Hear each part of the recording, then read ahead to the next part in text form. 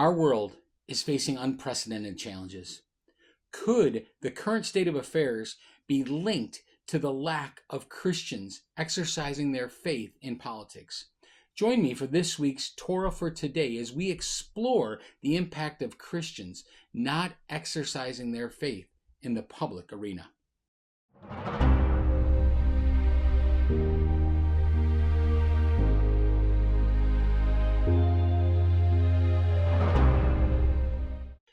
Shalom and welcome, everyone. My name is Mike Sutcliffe. I'm one of the pastors here at Fringe Ministries. I'd like to thank you for joining us for this week's Torah for Today. I want to begin by sharing with you something remarkable that I learned recently as I was leading a group of homeschoolers through a class on the Constitution. It was intended to be just a short 8-week course where we would just go through the principles of the Constitution of the United States. And, I took the Constitution class in 8th grade many years ago. And so I was given a great resource called Constitution Alive with David Barton and Rick Green. And I had never watched it before, wasn't familiar with their background, but was given this video series, and it was about 10 hours worth of study. And over the course of 8 weeks, each week I would meet once with this group of high school, age students, and we would discuss the Constitution of the United States. And I got to be honest with you, what really blew me away as somebody who studies the Torah was I could see that the Torah is interwoven into the very foundational documents of our great country. And I was just amazed by what I learned. Each week I would tell people, like, as I'm reading the Constitution document and the language, and it would call to memory all the different stories from the Torah, the instruction that God had given us, the commands for government and how to lead people. It was there and it was clear to be seen. While many of us are familiar with some of the more prominent figures, like the founding fathers like George Washington or Thomas Jefferson, there were many individuals who played a pivotal role in sharing or shaping the Constitution with Christian principles. And I know this is a great debate here in America. We are at a point in our history where people like to believe, we're not based on Christian principles, but that's completely incorrect, right?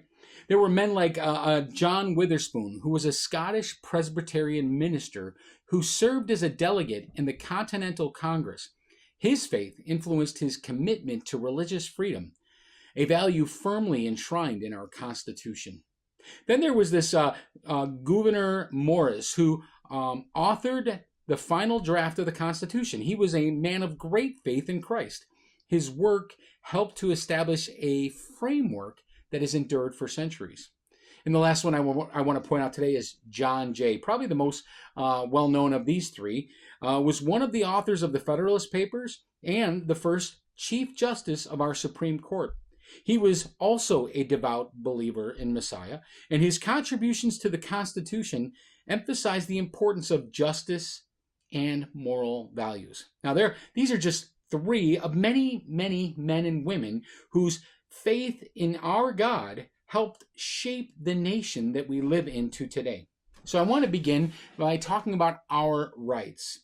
The first amendment clearly states this: Congress shall make no law respecting an establishment of religion or prohibiting the free exercise thereof. Our Constitution is based on the truth that all our rights come from the God of Abraham, Isaac, and Jacob. It empowers us. This right that is given to us by God empowers us to practice our faith or religion.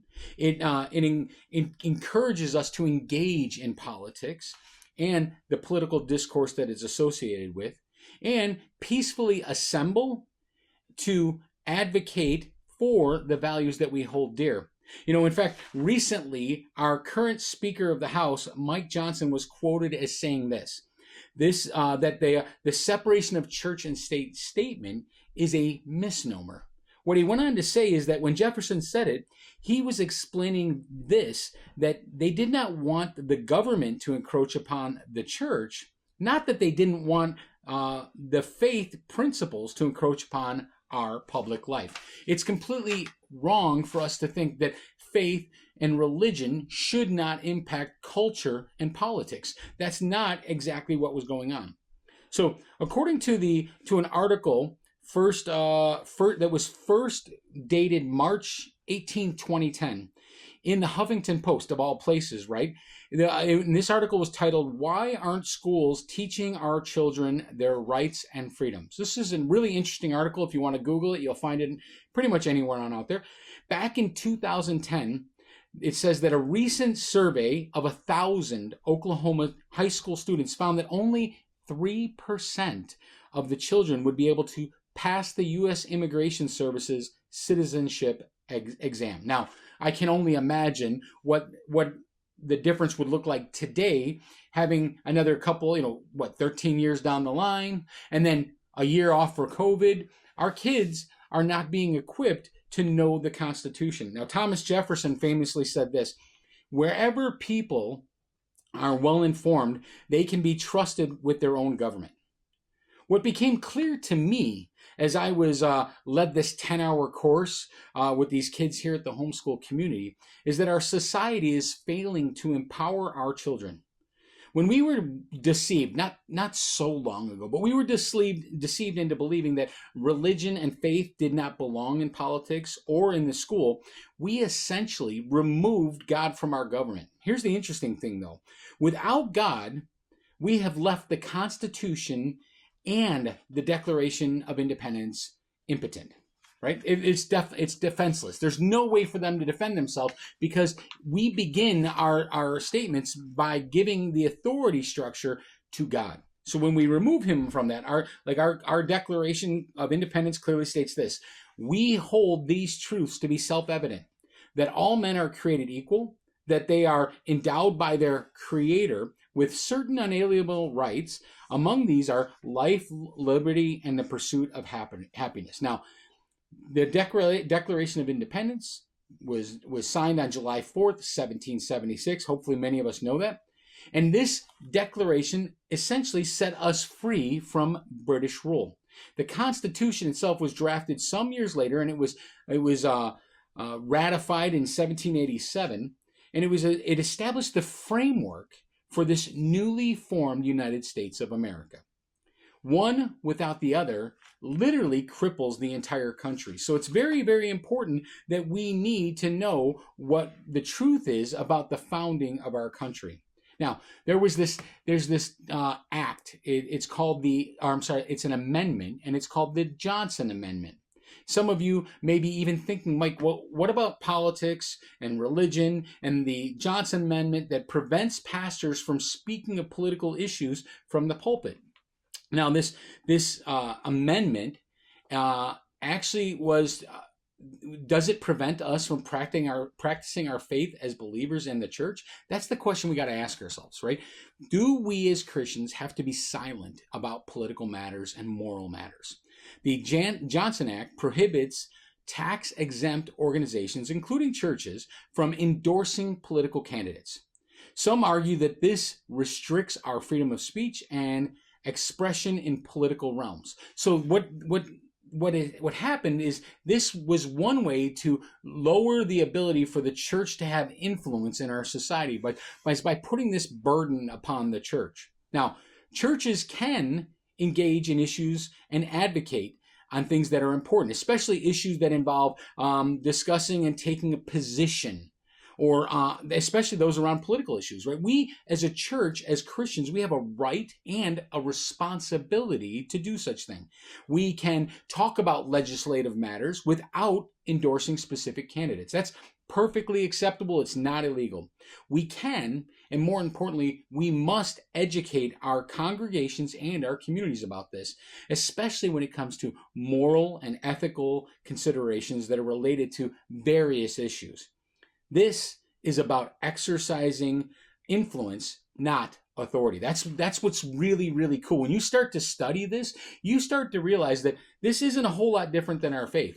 Ephesians chapter 4 says that there were gifts given, like pastor and teacher and things of that nature, right? And the role of the pastor was to equip the saints for their good works of ministry. Now, this applies to things like justice, moral, law, and civil law as well. In fact, if you start to think about those areas, just those three areas, justice, moral law, and civil law, what you start to realize is that's the Torah. And so we are, in fact, supposed to exercise our voices and our faith. This is really, really important. Our government allows for us to peaceably assemble. We are encouraged to advocate on behalf of and to educate. All right, so what's the solution? Well, there's a lot to cover there, and I don't want to go too deep into it, but I want you to get a couple of ideas what we're talking about here before I cut out today. First, God's guidance. Now, I'm going to throw a lot of scriptures at you in the next few minutes, and I think it's really, really important that we read these and we understand where we are getting this from. So the first one that we want to look at is Deuteronomy chapter 17, verses 18 through 20, where it says, when he takes the throne of his kingdom, he is to write for himself on a scroll a copy of this law. It's talking about Torah, taken from that of the Levitical priests. It is to be with him, and he's to read it all the days of his life, so that he may learn to revere the Lord his God and follow carefully all the words of this law and these decrees. Now, this passage highlights the importance of our leaders being intimately familiar with God's laws and following it faithfully. I want you to think about that. In order for somebody to be the king of Israel, they had to write the Torah. Have you ever done that? It's an amazing experience. I promise you, grab a pen, a paper, just sit down and start in Genesis 1:1 and start writing the word of the Lord. The Lord will speak to you. He will touch your heart. He will transform your viewpoints, and he will make you into a new person. And that's the part of this that's really important, is that these kings were all instructed to do this, and then they're to read it over and over again, because this Torah, God's law, is how they're to rightly rule over the people. The next thing is, the next point I want to call it is the role of the people in choosing leaders. Now, this comes from Exodus 18, verse 21, and the Torah gives us responsibility as just citizens of the kingdom, as God's chosen people. We are to be active in selecting our leaders. But here's what it says. They are to select capable men from all the people. Who are these men? Men who fear God, trustworthy men who hate dishonest gain, and appoint them as officials over thousands, hundreds, fifties, and 10. Here we see that the criteria for choosing leaders is faithfulness to God, trustworthiness, and a commitment to justice. Wow, that's pretty impressive when you start to think about that. So as a Christian, I am to look for those qualities when I am to choose. What does it say here? I love it. Select capable men. That you could just take that when you vote for somebody in office. These are the qualities that we should be advocating for. All right. What about the next one? Seeking godly leadership. Now, this comes from Proverbs 29, verse 2. And this encourages us to seek leaders who align with biblical values. Proverbs 29:2 says, when the righteous thrive, the people rejoice. When the wicked rule, the people groan. I don't have to point out anything in particular. Just look at your grocery bill. Look at the wars and rumors of wars. Look at the oppression. Look at the hatred and the violence. Would you say, based on what you are seeing in your world, not on the news, not on social media, what you are seeing in your world, have we experienced when the righteous thrive, the people rejoice? Or would you say when the wicked rule, the people groan? It doesn't take much. I know where I'm leaning on that one. I hope you can figure out where you're leaning. But this is important because this gives us a warning that the people that we choose to rule over us, that we give them authority in our lives and in our communities, whether it be the local public library or the school board. Maybe you're your local mayor or your state or senator or your governor or, yes, even the president. All of these people have authority and influence in our lives. And so we should demand, we should raise our voices up properly to expect that we find the ones who are righteous, because under them it says that we will rejoice. I'm looking forward to that. All right. How about the last point that I want to bring up here is that I think it's really, really important for us. It doesn't end here. We are called to play an active role in the political process. Here in America, we have a right to political process. We are encouraged to vote. We should not make it a burden. It should be a great privilege that we exercise. And this means that when we go into the polling places, we vote with conviction. We should volunteer in our communities and for those candidates that we support. And we should be supporting the candidates that are going to lead and further the biblical values that we hold so dearly in our lives, right? It is about being the salt and light in a world where they need flavor for the righteousness and the brilliance of God's truth. That's what it is when we exercise our faith in the political arena. So I want to encourage you today. Let us be a generation that seeks God's wisdom. Let us be a generation that lives out His truth, not ours, not the traditions of men, not the culture that we inherited, but literally living out God's truth and actively participate in shaping our world for the future generations. I'm finally at that age now where I look around and go, I get it. I now understand why it's so important for me as a Christian man to live out biblical principles, not just in my home, in my community. It's also important for me to encourage others to do the same thing, because my children and my grandchildren, if the Lord does not return, will inherit this world. And by my assessment, we're not leaving it in a really great place. All right. We also want to know that we don't want to be known only for our faith. We also want to be known for our commitment to the values that we hold dearly. These values include things like things that honor God, like justice, life, religious freedom for all. What I think I learned most about this Constitution class is just this, that it, as it relates to our faith,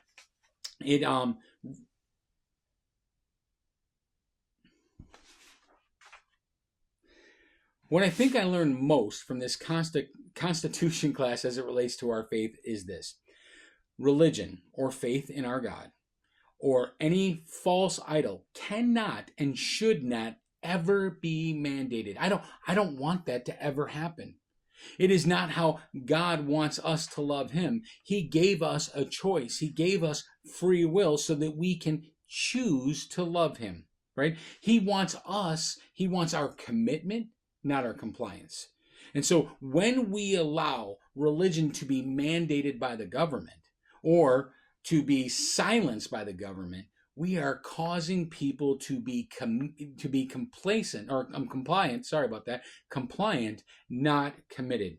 I believe that if we live out our faith in all areas of our lives, whether that be our marriages, in our workplace, with our kids' sporting events, when we go to the grocery stores, and yes, even politics, loving God first and then loving our neighbors as ourselves, it will cause others to want to love our God too. We're to provoke them to jealousy. That's what's supposed to happen here. I hope you will join me next time as we continue to look for and explore the topics that are giving us a reason to believe there is Torah for today.